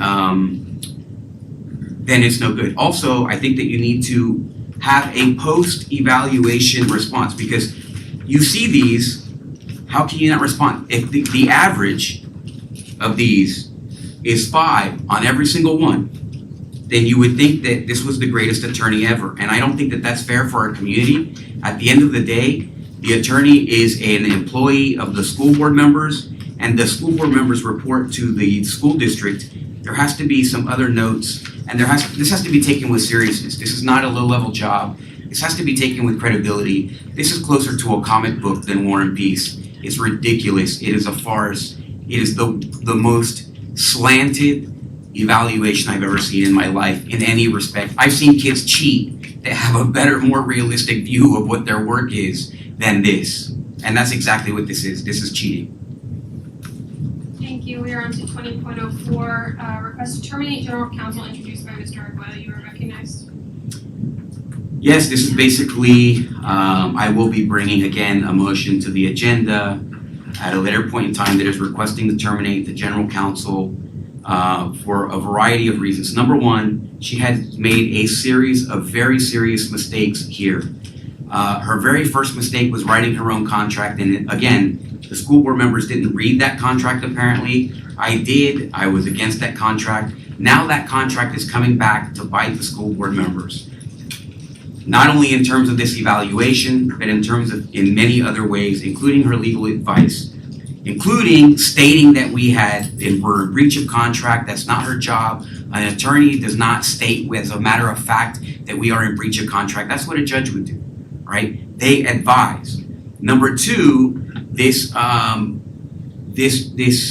attorney did not disclose during her interviews or at any other time that she was apparently, and I'd like to find the bottom of this before I submit the motion to terminate, but that she is the subject to various multi-million-dollar lawsuits at Orange County. So unless the practice of Osceola County is to hire attorneys that are constantly in trouble or getting into trouble or having issues outside of their that are a cause to their work, which it seems what we have. It's like we pick attorneys that are willing to do things that no other regular attorney is willing to do. And that is to help people cheat. And that's not the kind of attorney that Osceola County deserves. That's not the type of attorney that our community deserves. We deserve to have an attorney who is gonna hold this school board to an ethical standard. And we can't have that when somebody grades themselves as an A+. It basically says that that's not the right person. And I think that this is something we'll be coming forward, and I hope that you guys will support it, because certainly the community would agree that they don't want an attorney who's gonna allow you guys to continue doing the things that you have been. Thank you. We're on to 20.05, request to censure the district board chair introduced by Mr. Arguello. Yeah, so at the last meeting, this is a request to censure the school board chair. At the last meeting, I think it was extremely evident that the school board chair was trying to hold one school board member accountable to policies which we have established and completely ignoring the crazy antics of another school board member. In addition to that, I had a community member who had come to a meeting, spoke at a meeting, went outside when the meeting was through, and the school board chair's boyfriend allegedly was screaming and shouting at one of the people who spoke. That is embarrassing. That goes way beyond what a regular policy is. We cannot have friends of a school board chair accosting and creating unleashing a diatribe on a member of the community who came here to speak publicly. So I don't know if that actually happened or not. That was the allegation. I think it should be investigated. And if you can't control your guests, then don't bring guests to the meetings. Thank you. We're on to 20.06, censure of the district vice chair. Yes, this is again, at the last meeting, it was all on tape for everyone to witness. Someone absolutely lose their minds on the dais, scream, yell, shout. This is not that long before a meeting before, when I was in that school board office just behind this wall, where I had a school board member kick in that door, screaming and shouting, which many people who work in this building, when we were applauding people and I was in the office printing, I could hear you guys applauding. So on the first floor, this same school board member came in kicking and screaming, cursing at me and other people who were in my office, and then pounded into my actual individual office door, came in kicking and screaming, pointing her finger in my face, and now we have someone who was on the verge of doing the same thing again. If we allow that, then don't tell me that I'm not allowed to extend past the 3-minute mark or that I can't say things, because if you allow a school board member to scream and shout at somebody, interrupt them, then how can, and you refuse to hold them accountable and you refuse to stop them, you don't bang the gavel when that time comes, then how can we hold anyone else accountable? It's completely unfair. It was totally just a horrendous act, and this person should be censured for that behavior. And if you don't censure her for the behavior, then what is to prevent myself from behaving in the same manner if I chose to do so? Well, aside from the fact that I personally can actually control myself. Thank you. We are on to 20.07, request to remove district board chair by board member Arguello. Yes, I think it has to be, it's very plain to see that not everyone is blessed with the tools to be a good chair. This was an absolute lapse of not just judgment, but of behavior. If you don't have the ability to control these meetings, if you don't have the ability to control your guests when they come here, if you don't have the ability to be a chair for the entire community, because that's who you're serving, you're not serving other school board members, then how is it that you can remain chair? It's that was an unforgivable lack of action and behavior on the part of the chair, and I would request that we remove the chair. Thank you. Do I have a motion then? I'll make a motion to remove the chair. I have a motion by Mr. Aguirre to remove me from chair. Do I have a second? With seeing no second, that dies. Thank you. We are on to board member committee reports. Do we have any reports at this time? Oh, do you have a question? No, I do it, no, on the committee. Committee report. I'll do mine, Madam Chair. Mr. Melendez, you are recognized. Thank you, Madam Chair. It was brought to my attention that the ESC committee was similar to the setup of the safety and security, but Ms. Booth was the representative for that. And so it really kind of hasn't been brought out to life again. So I just think that it'd be appropriate maybe at the next board meeting, if we bring out good business, to appoint somebody else to sit on the ESC committee and bring it back to life, because throughout the couple weeks, I've been getting text messages from teachers and stuff like that, talking about the ESC, how it was building up momentum, and it just kind of died after Ms. Booth left. And I want to kind of revive it because it's very important. And I think that somebody else should step up and fill that position and not wait till the election. So I guess my request is to bring it up at the next board meeting as an agenda item to appoint somebody to the ESC committee. Thank you. Ms. Castillo, you're recognized. Yeah, the only committee report that I have is that I will be attending FSBA orientation on Thursday. So that is the report, and I'm glad that y'all will be serving on some other committees as well. Thanks, Mr. Aguirre, you're recognized. Yeah, regarding the ESC committee, I think that we should all reappoint members to that committee also. If the committee has been dead, it's also a committee that many people have come to me and requested to be on the committee or sit on the committee or participate with the committee.